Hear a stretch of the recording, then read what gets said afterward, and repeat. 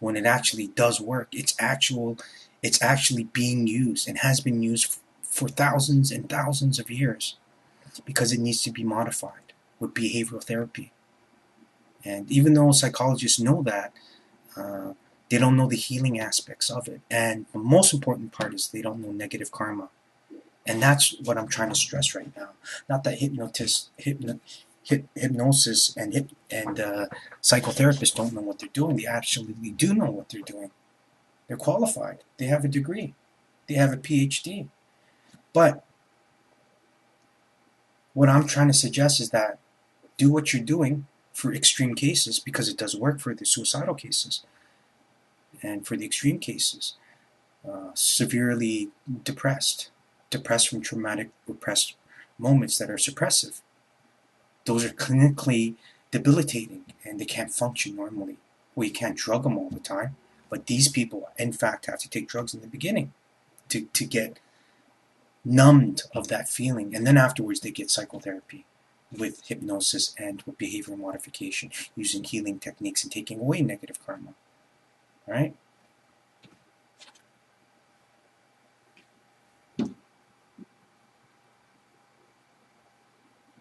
And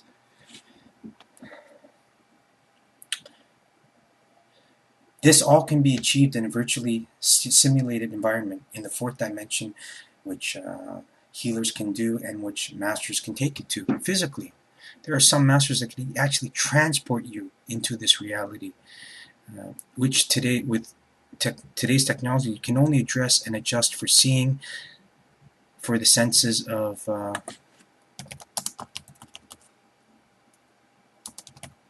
seeing, sound, touch, taste, but not the all-important sensing or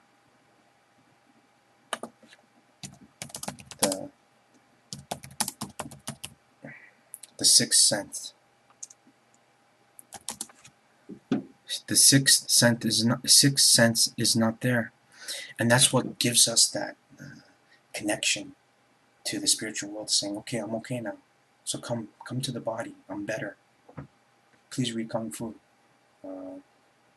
13C and the physical enlightenment, and then you'll see what I'm talking about. And please." And this is where spiritual healing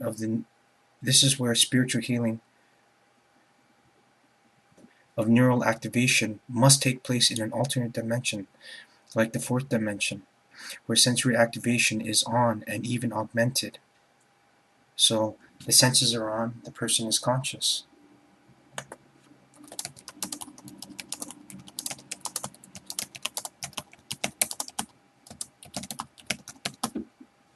On the whole, this is a very productive method.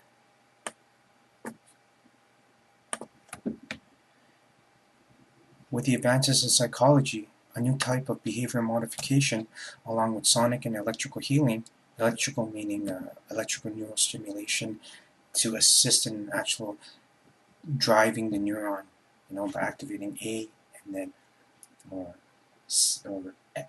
activating W with G, and then just activating and just let the wiring take place.